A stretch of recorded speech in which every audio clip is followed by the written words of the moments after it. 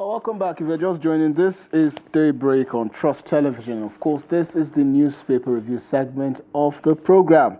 As is customary, I have a copy of the Daily Trust with me. Now, let's look at some of the stories that made it to the front page of the Daily Trust. Of course, I'll be starting with the top of the page. Why blackout will persist in the north. This is according to the transmission company of Nigeria. Also, federal government flags off construction of Sokoto Badagry superhighway. 3 killed as helicopter crashes in rivers. And now to the lead story on the Daily Trust. It says cost of governance. Tinubu limits ministers' convoy to 3 vehicles. Lead by example. CSOs tell precedent governors. World Bank offers 4-point plan to reduce government spending. And of course, on the belt, we see why Tinubu sacked Mama, Uju, others. Nigeria joined BRICS as partner country. And also, no deadline on circulation of old Naira notes. This is according to the CBN. Passengers entitled to 10,000 Naira or $170 for delayed luggage. This is according to the Nigerian Civil Aviation Authority. And these are some of the stories on the front page of the Daily Trust. We now go quickly to the Guardian newspaper. Lead story on the Guardian says calls for military intervention. Misery, harsh policies driving Nigerians to desperate choices.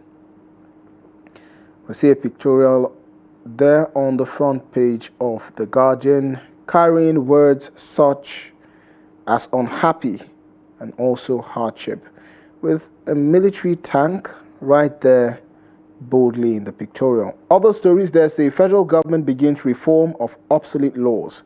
Nigeria records 83 polio virus type 2 cases. And also court peaks November 14, 20 to hear from Yahya Bello. Helicopter crash. NSIB begins probe as search continues for missing passengers. U.S. grateful as alien Binance chief departs Nigeria after 8 months. Lagos, Ogun urge residents of low-lying areas to relocate over water release from Oya Dam. And Tinubu orders cost-cutting measures as Senate begins screening on Tuesday. No deadline on old Naira notes, says CBN as reps pushes for new ones. Troops arrest IPOP founder, commander, kill 140 terrorists. And that's it for The Guardian. We now go to The Nation newspaper. The Nation, top of the page, says, "Get me bandit boss, Turji. Defense minister orders troops." And governors ranching best bet to end herder farmer crisis. Also, Enugu okays 80,000 Naira wage as VP Shetima's Samoa CHOGM trip aborted, and 37 Lagos LCDAs stay. Lead story on The Nation newspaper says 6 NNPCL officials aboard chopper that crashed into the ocean. Unfortunate situation there. 3 bodies recover. NAAPE mourns pilot. And President orders military to join rescue team. And also, Humphrey Nwosu, who conducted Abiola versus Tofa 1993 election, dies at 83. That's it for The Nation newspaper. Let's now go to the Nigerian Tribune. The Nigerian Tribune this morning, lead story on the Nigerian Tribune says investigation begins as oil workers die in helicopter crash. Also, 3 bodies recovered, 5 still missing. Crashed helicopter was heading to our facility, according to the NNPCL. How we activated rescue coordination activities, according to NAMA. And also, pilot revealed as NAAPE vice president. Quite an unfortunate situation there. Nigeria, 12 others joined BRICS. PTD Nupeng threatens strike over seizure of loaded trucks by IGP's team. Neglect of livestock for foreign dairy, a mistake, according to Tinubu. And Nigeria's public debt soars by 10.35%, reaching 134 trillion naira. Senators in heated argument over funding of regional commission as Senate passes bills for 3 regional commission. Now, these are some of the stories on the Nigerian Tribune newspaper. And that's it for some of the stories that, of course, that made it to the front page of select national dailies. Joining me in the studio right now to provide analysis on these headlines, I have in the studio the editor of 21st Century Chronicle, Madam Nuruddin Abdullah. Editor, welcome to the program. Thank you once again. Yes, perhaps we should start with the lead story on the Daily Trust. When I saw, first of all, the list released by the president affirming the reshuffle of his cabinet, you came to my mind, first of all, because I knew we were going to have an interesting conversation this Friday. So perhaps we should start by telling us your reaction when you also saw that headline. You know, it was much expected by many Nigerians that particularly we wanted a departure from the Buhari era. You know, Buhari appoints state ministers 6 months into his first time, and they spent 4 full years, you know, until the end of the tenure. I think -2. The environment who went to the UN and Kemi Adeosun who left in controversial circumstances. So we thought that the city boy, you know, will do something different, particularly. But I saw newspapers, you know, urban the presidency saying that it was the reactions of Nigeria. But that's not true. So I want to ask you this question. Should we categorize this as a reshuffle? I mean, it's 5 ministers out of 47. So is this a full reshuffle, as the case may be? And who are these 5 ministers? Okay. Minus the Minister of Education, the former DG of the law school, you know. I saw the explanations being given. You are not impressed? No, not at all. He was, why? No. They say policy issues. Which policy are we talking about? The 18-year all entry pointing to the university, the 18-year entry pointing to university, which has been there since President Jonathan's time, which has been part of our system, 6334, and what have you? Or is it the Cotonou University? Left to me, he was removed by the cabal. That fake degree industry, I think, left to me, that's the reason. That's what happened. Yeah, exactly. You talked of the civil service. There are not just hundreds, thousands of fake Cotonou degree-bearing bureaucrats dominating the space. I think that is major offense. So corruption fought back? Apparently. Because if you place him with others, look at the defense. So there are others who perhaps should have made it out of the cabinet instead. What of the power minister? You're talking about performance indices and what have you. In less than a week, within a week, we had 3 embarrassing power grid collapse. In the same time, the entire north, 19 northern states, currently in blackout. And the TCN shamelessly released a video of some villagers, people who look like villagers in a hunting spree in their backyards with cutlasses. It's an embarrassing situation. I thought that we have passed that stage. So you are telling me that the TCN guy in Abuja doesn't even see his networks, the transmission networks? Go to MTN office. But now let's talk about the amount of electricity in kilovolts that these transmission lines carry. Is it possible for cutlass wielding villagers to cause any real damage to this transmission infrastructure? Those people that were, they were celebrating. Yes, they have detected the source of the source of the. So the bureaucrats are sitting in Abuja, engineers in suit with pot belly. They don't even monitor their. It took them how many hours, days? You know, it reminded me of the Obasanjo, before the Obasanjo era, when plane will crash. It will take us days to even locate where it crashed. We are past that stage. I'm talking about MTM. Their cables are not even on the surface. They are underground. They have a network. If you go to their office, you will see it. And should there be any interruption, there will be a signal. They will dispatch a team to that place.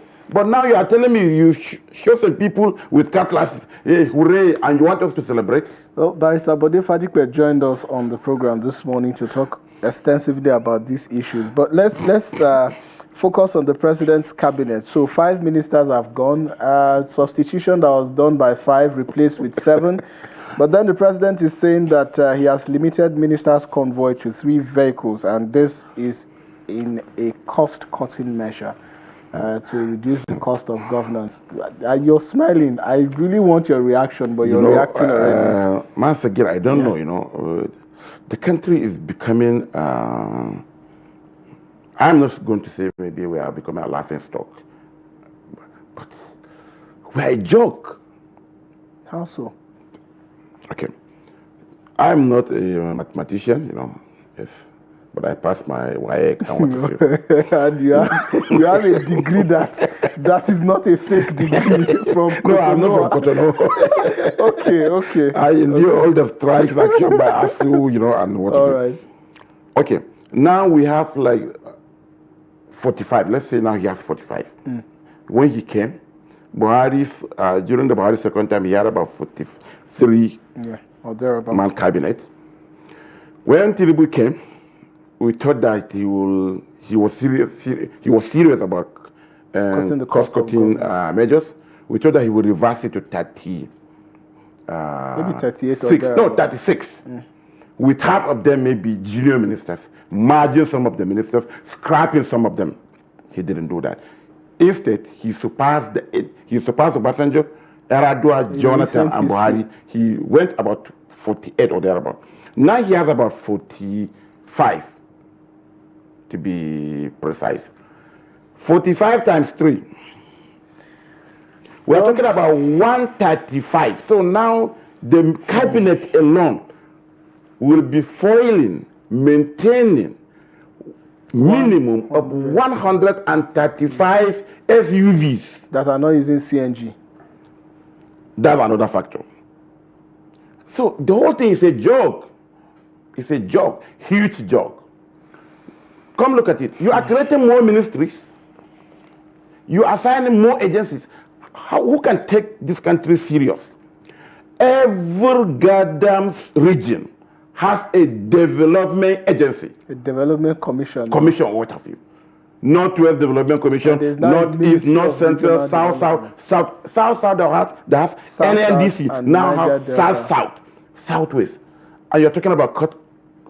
At least there should be one CEO with a management team, director of finance, director blah blah blah, director operations. Then you're talking about cutting measures. But then, while do we say it's been all bad news? Because recently we saw the bill coming from the House of Reps pushing for the derivation funds to move from 13% to 50%.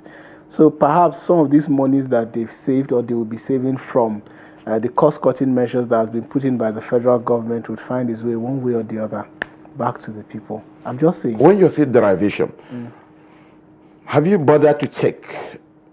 Minister of Finance, they have it on their website. The Accountant General offices, they do. The 30 states, out of the states that are getting 13% derivation, I'm talking about Akwa Ibom, Delta, and what have you. How many of them can pay salary without federal allocation? I remember I did this story as far as 2013 April, that only Lagos could pay salary without federal allocation. Yes. 2 years later, we were vindicated when Buhari came. Minus Lagos, all of them collected bailout, series of bailouts, some up to 10 times. Some of them could not, up till now, they are not even paying the 13,000 minimum wage. I'm not talking about the local government. There are states that are even paying 5,000, 6,000 for their local government employees. So those states with the 13%, what have they done with it? So it is not about the funds. It simply means transferring the funds from one supposed thief to another supposed thief.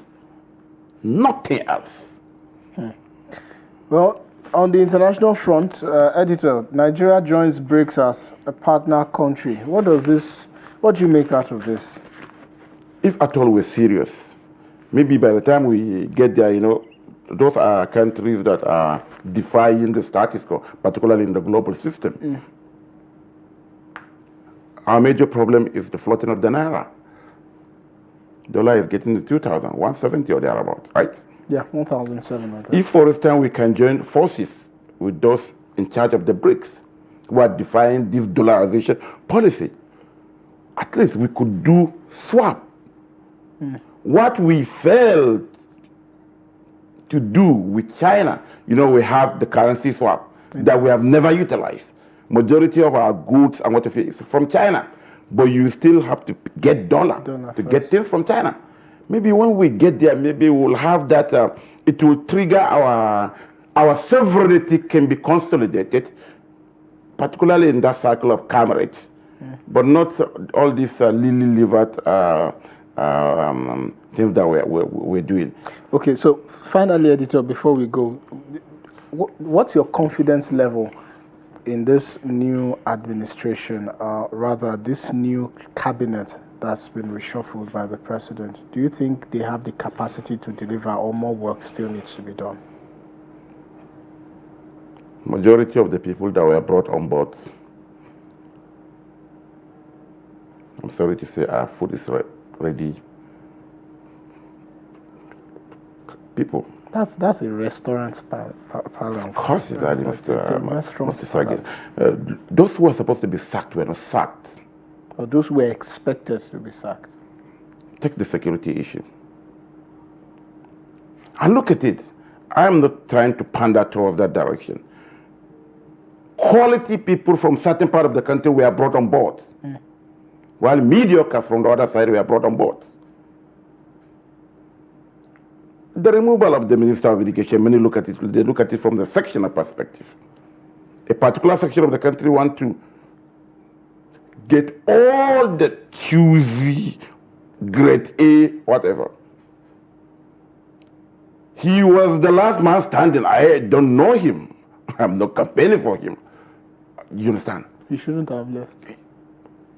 Who can replace him in the cabinet? The people that cannot write their names? Well, editor, thank you so much for being a part of this conversation. It's always a pleasure to have you on the program, of course, to do analysis on the headlines on the front pages of select national dailies. I hope that we'll do it same time, same station next week, of course. Thank you very much, editor. Thank you, Mr. Secretary, for having me. Yes, we've been speaking with Nuruddin Abdullah, the editor at 21st Century Chronicle, who has been providing perspectives on stories that made it to the front page of the dailies. And with that, we wrap up Daybreak today, of course. Thank you so much for being a member and a part of the program from the start of the program until this point. And of course, if you missed any part of the show, do want to follow us across all of our social platforms and catch our live stream on YouTube and also Facebook for more news programs and also documentary. This is me, Sagir Ibrahim, signing out saying thank God it's Friday. Have a lovely weekend. Up next is 360 Sports. Do stay tuned.